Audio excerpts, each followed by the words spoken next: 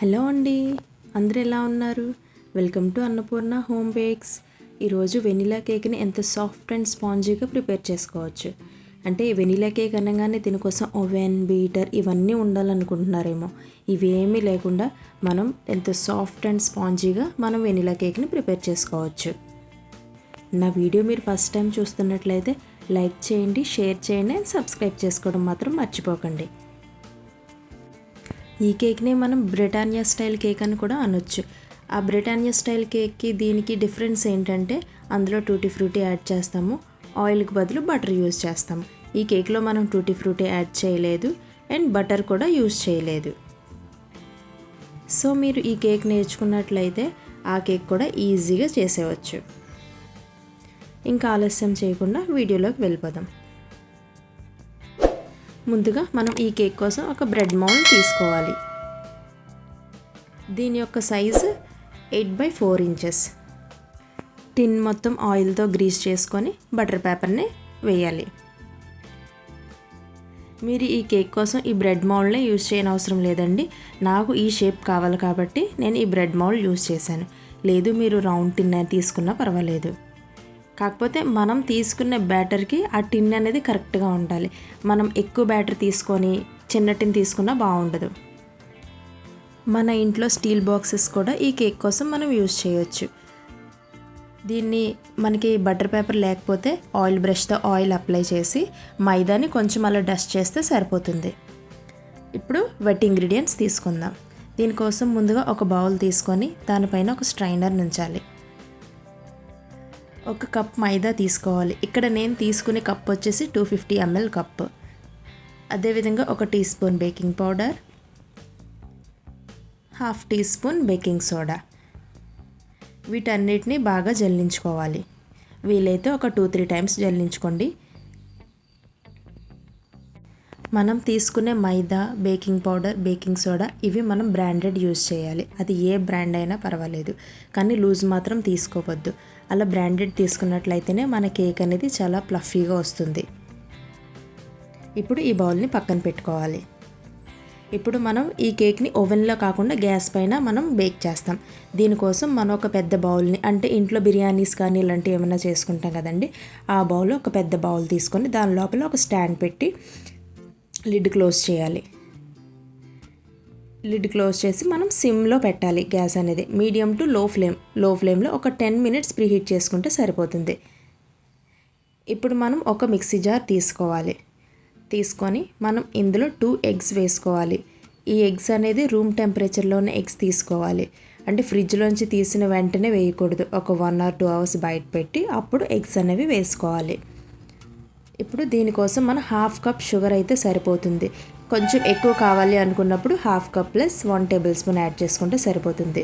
లేదు మాకు ఇంకా ఎక్కువ కావాలి అంటే 3/4 cup షుగర్. ఇప్పుడు ఆయిల్ వచ్చేసి 1/4 cup. నేను ఇక్కడ సన్ఫ్లవర్ ఆయిల్ యూస్ చేశాను. మీరు ఏ ఫ్లేవర్లెస్ ఆయిల్ యూస్ చేసినా పర్వాలేదు. Vanilla essence 1 teaspoon and salt వచ్చేసి ఒక పించ్ యాడ్ చేసుకోవాలి. వీటన్నిటిని బాగా మిక్సీ పట్టాలి. ఒక 2 minutes వరకు బాగా బ్లెండ్ చేస్తే సరిపోతుంది. మనకి ఇందులో వేసిన షుగర్ అనేది ఈ ఎగ్లో బాగా మెల్ట్ అయిపోవాలి. మనకి ఎక్కడ షుగర్ గ్రాన్యూల్స్ అనేవి మనకి కనిపించకూడదు. అంతవరకు కూడా మనం బాగా బీట్ చేయాలి. చూడండి, ఇప్పుడు మనకి ఇలా ఫోమీగా వచ్చింది. నేను తీసుకునే మిక్సీ జార్ వచ్చేసి పెద్దది అయిపోయింది. మీరు ఇలా బ్లెండ్ చేసినప్పుడు చిన్న మిక్సీ జార్ని యూస్ చేయండి. ఇప్పుడు మనం ముందుగా జల్లించి పెట్టుకున్న డ్రై ఇంగ్రీడియంట్స్లో ఎగ్ మిక్చర్ని యాడ్ చేయాలి. మొత్తం అంతా బౌల్లో వేసేయాలి. ఇప్పుడు దీన్ని విస్కర్తో స్లోగా 1 directionలోనే మనం బీట్ చేయాలి. లేదు స్పాచులాతో మనం బీట్ చేసుకున్నా పర్వాలేదు. స్పాచులాతో అయితే కట్ అండ్ ఫోల్డ్ మెథడ్లో చేయాలి. ఇప్పుడు నేను విస్కర్ యూజ్ చేస్తున్నాను. ఇది బ్యాటర్ అనేది నాకు కొంచెం థిక్ అనిపించింది. దానికోసం నేను మిల్క్ యాడ్ చేశాను. ఒక 1/2 cup మిల్క్ తీసుకున్నాను. మిల్క్ తీసుకొని అందులో కొద్దిగా యాడ్ చేశాను. ఇంకా నాకు కొంచెం థిక్ అనిపించింది, సో ఇంకొంచెం పాలు నేను యాడ్ చేశాను. యాడ్ చేసి దీన్ని స్లోగా మనం కలపాలి. మనకి ఎక్కడ లంప్స్ లేకుండా నీట్గా కలపాలి. మొత్తం బ్యాటర్ అంతా ఇలా ఈ కన్సిస్టెన్సీలో ఉండాలి. ఈ కేక్ కోసం మనం రిబ్బన్ కన్సిస్టెన్సీ ఉండకూడదండి, లైట్గా ఫ్లోయీ కన్సిస్టెన్సీ ఉండాలి. ఈ బ్యాటర్ కోసం నేను మిల్క్ 1/2 కప్ తీసుకున్నాను, బట్ నాకు 1/4 కప్ అయితే సరిపోయింది. ఇప్పుడు దీన్ని మొత్తాన్ని స్పాచులాతో ఒకసారి ఎడ్జెస్ మొత్తం కలిపి మనం ముందుగా గ్రీస్ చేసి పెట్టుకున్న బ్రెడ్ మౌల్డ్లో యాడ్ చేయాలి. చూడండి, ఈ కన్సిస్టెన్సీలో మనకు ఉండాలి. లైట్ ఫ్లోయీ కన్సిస్టెన్సీలో ఉంటే సరిపోతుంది. బ్యాటర్ మొత్తాన్ని టిన్లోకి ట్రాన్స్ఫర్ చేసుకున్న తర్వాత మనం ముందుగానే ప్రీహీట్ చేసుకున్న బౌల్లో ఈ టిన్ని ఉంచాలి. ఈ టిన్ నుంచి 35 to 40 మినిట్స్ బేక్ చేసుకుంటే సరిపోతుంది. నాకు ఈ కేక్ వచ్చేసరికి 40 మినిట్స్ పట్టింది. మీరు ఎప్పుడు కూడా గ్యాస్ని సిమ్లోనే పెట్టాలి, మీడియం కానీ హై ఫ్లేమ్లో కానీ ఉంచకూడదు. అలా అయితే మన కేక్ అనేది బర్న్ అయ్యే ఛాన్సెస్ ఉంటాయి. సో మనం కేక్ని లో ఫ్లేమ్లో బేక్ చేసుకోవాలి. ఈ కేక్ నాకు బేక్ అవ్వడానికి 40 మినిట్స్ పట్టింది. 40 మినిట్స్ తర్వాత ఓపెన్ చేసి చూస్తే కేక్ చూడండి మనకి ఎంత ప్లఫీగా వచ్చిందో, మనం తీసుకున్న బ్యాటర్కి ఎంత రైజ్ అయిందో, డబుల్ రైజ్ అయింది మనకి. ఇప్పుడు టూత్పిక్ గుచ్చి చూస్తే మనకి చాలా క్లీన్గా వచ్చింది, అంటే కేక్ అనేది మనకి కంప్లీట్గా బేక్ అయిపోయిందని అర్థం. ఇప్పుడు కేక్ని మనం బయటికి తీసుకొని దీన్ని ఏదైనా క్లాత్ కానీ నాప్కిన్ కానీ తీసుకొని కవర్ చేసి 1/2 అవర్ to 1 అవర్ పాటు దీన్ని అలా ఉంచేసేయాలి. అప్పుడు కంప్లీట్గా కూల్ అవుతుంది. కూల్ అవ్వకముందే మనం డిమోల్డ్ చేస్తే కేక్ అనేది బ్రేక్ అయ్యే ఛాన్సెస్ ఉంటుంది. ఇలా చేయడం వల్ల మనకి అప్పర్ లేయర్ కూడా హార్డ్ అవ్వకుండా చాలా సాఫ్ట్గా ఉంటుంది. చూడండి, ఇప్పుడు కూల్ అయింది.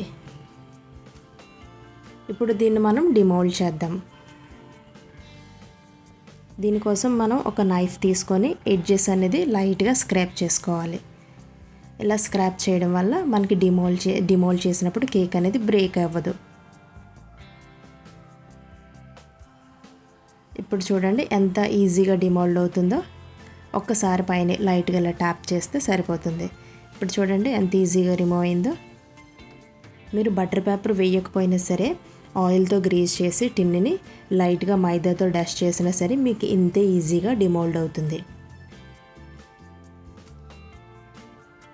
ఇప్పుడు చూడండి ఎంత సాఫ్ట్గా ఉందో. దీనిపైన బటర్ పేపర్ని మనం రిమూవ్ చేసేద్దాం.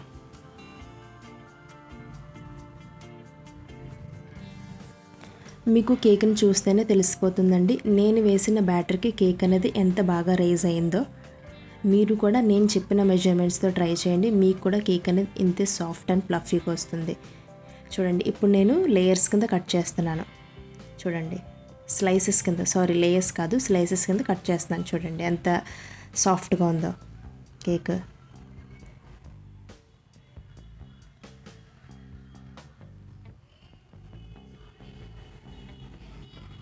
ఇప్పుడు ఒక పీస్ తీసి చూపిస్తాను. చూడండి మీకు ఎంత సాఫ్ట్గా వచ్చిందో మీకే తెలుస్తుంది.